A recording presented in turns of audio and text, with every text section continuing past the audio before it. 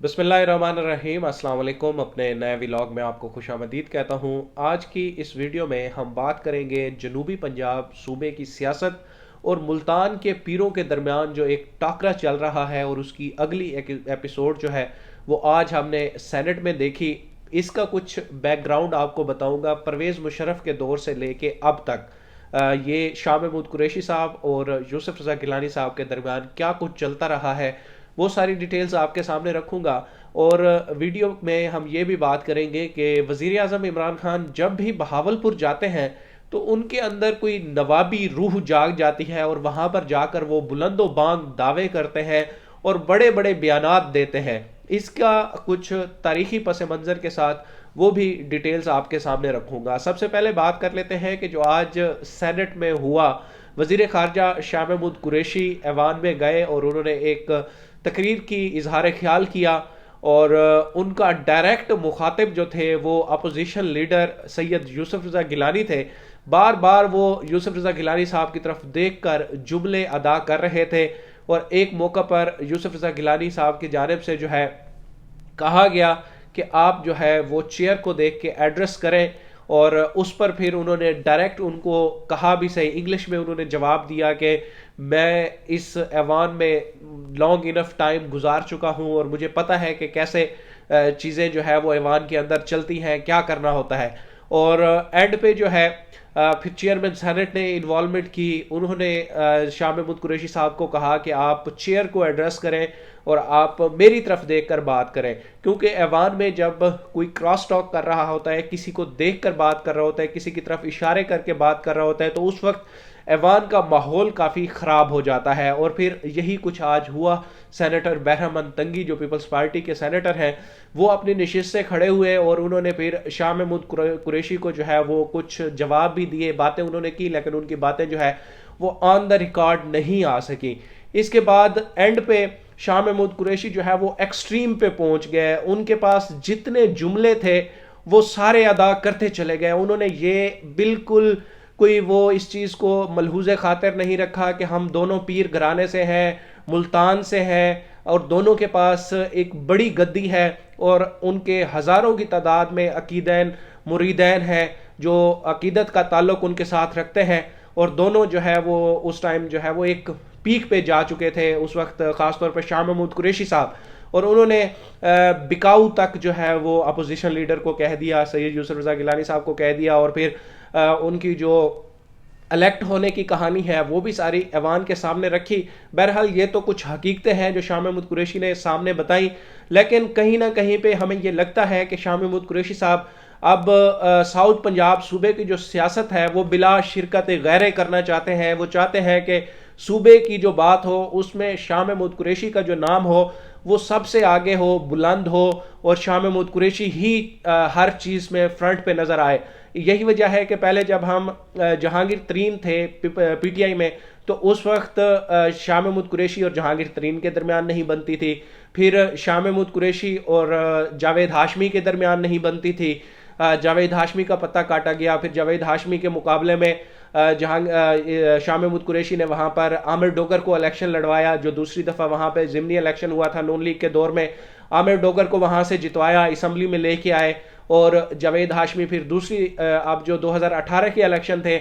उसमें भी जावेद हाशमी को जो है हराने के लिए शाह महमूद कुरैशी ने पूरी तरीके से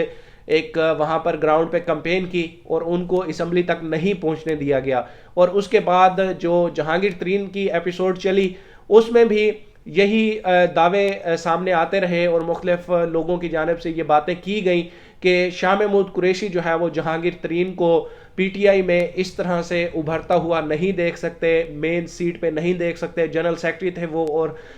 इमरान खान के भी बड़े करीब थे जहांगीर तरीन। तो फिर जहांगीर तरीन भी नहीं रहे और फिर वहाँ पर सिर्फ शाह महमूद कुरैशी ही पीटीआई में मौजूद हैं। ना तो अब वहाँ पर जावेद हाशमी है और ना ही जहांगीर तरीन है। अब जो साउथ पंजाब सूबे की बात होती है तो उसमें गिलानी ख़ानदान का एक बड़ा स्टेक है। गिलानी ख़ानदान जो है पहले भी अपनी वजारत उज़्मा के दौरान यूसुफ रज़ा गिलानी ने इस हवाले से बड़ा काम किया है। और असल मामला अगर आप इसको कहें कि आपस में कोई टकराव है तो ये भी हो सकता है कि जब गिलानी को 2008 میں جب پیپلز پارٹی ایک اپنی حکومت بنانے جا رہی تھی، پرویز مشرف اس وقت صدر تھے، تو تب جو بڑے نام زیر گردش تھے اس وقت یوسف رضا گیلانی کے علاوہ مخدوم امین فہیم اور شاہ محمود قریشی کا نام جو ہے یہ اس وقت سر فہرست تھا کہ یہ 3 لوگ تھے جن کو جو ہے وہ نامینیٹ کیا جانا تھا، یا ان کے بارے میں بات کی جا رہی تھی کہ ان تینوں میں سے کوئی ایک جو ہے وہ نامینیٹ ہوگا، لیکن قرعہ جو ہے وہ یوسف رضا گیلانی کے نام نکلا، اور شاہ محمود قریشی کو جو ہے اس وقت وزارت خارجہ ان کے حصے میں آئی۔ ایک اور چوتھا نام بھی تھا، چودھری احمد مختار کا نام بھی اس وقت گردش کر رہا تھا، لیکن یوسف رضا گیلانی پر قسمت کی دیوی مہربان ہوئی تھی اور وہ پھر ایک ایسے وزیر اعظم منتخب ہوئے کہ ایبسلوٹ میجورٹی کے ساتھ ایوان میں وہ وزیر اعظم منتخب ہوئے، پورے ایوان نے ان پر اتفاق کیا متفقہ طور پر،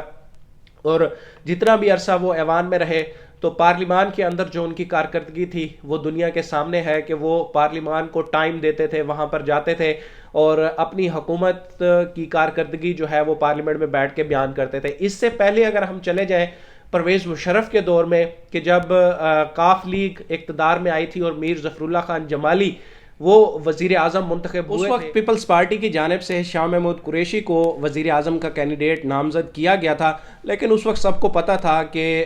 جو وزیر اعظم بننا ہے وہ تو وہی بنے گا جس پر صدر مشرف کا ہاتھ ہوگا، اور مسلم لیگ کاف سے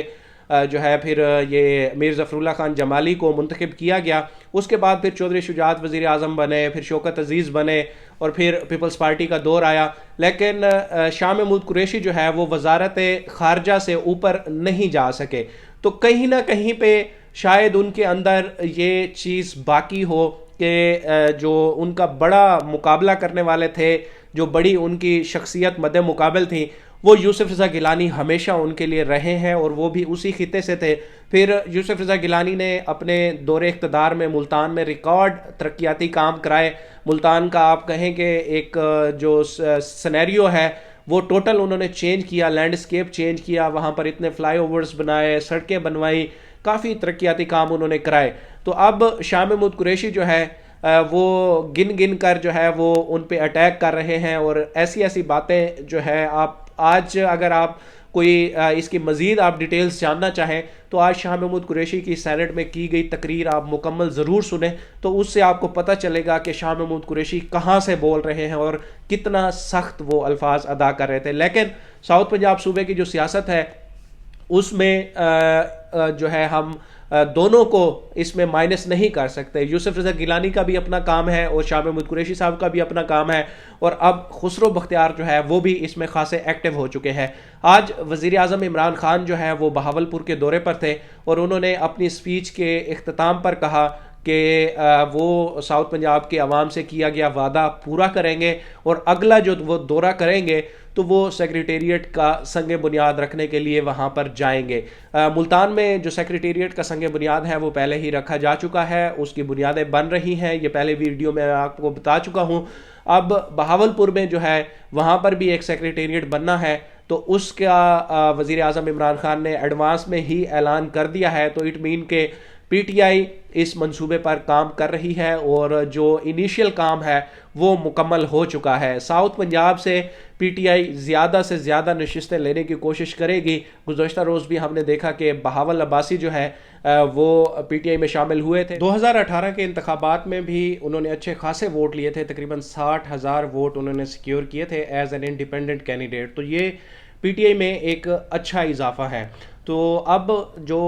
خسرو بختیار کی پلاننگ لگ رہی ہے وہ چاہ رہے ہیں کہ مزید بھی اس ریجن سے لوگوں کو تحریک انصاف میں شامل کرایا جائے۔ اگر تحریک انصاف ایسا کرنے میں کامیاب ہو جاتی ہے، اور پچھلے کچھ دنوں سے جو ہمیں پی ٹی آئی کی اسٹریٹجی لگ رہی ہے کہ وہ اپنی کامیابیاں زیادہ گنوانا شروع ہو گئے ہیں اور عوام کو بتانا چاہ رہے ہیں کہ ہم نے کیا کیا ہے۔ آج جو بہاولپور میں وزیر اعظم عمران خان نے خطاب کیا، جیسے میں نے پہلے کہا کہ وہاں پر جا کر ان میں کوئی نوابی روح جو ہے وہ جاگ جاتی ہے، اور پھر وہ بتاتے ہیں کہ ہم نے کیا کیا ہے، ہم کیا کر سکتے ہیں۔ آپ کو یاد ہوگا کہ جب 2014 کا دھرنا یہ لے کر آئے تھے تو اس کا اعلان بھی وزیر اعظم عمران خان جو اس وقت اپوزیشن میں تھے انہوں نے بہاولپور کے جلسے میں ہی کیا تھا، اور آج کی بھی ان کی تقریر سن لیں تو وہ اپوزیشن کو اور باقی لوگوں کو جو ہے وہ بتاتے ہوئے نظر آ رہے ہیں کہ وہ کیا چاہ رہے ہیں، اپنا مدعا وہ ان کے سامنے رکھ رہے ہیں. خاص طور پر سپریم کورٹ بار ایسوسی ایشن کا بھی انہوں نے اپنی تقریر میں ذکر کیا. تو آج یہ کچھ ڈیٹیلز تھیں،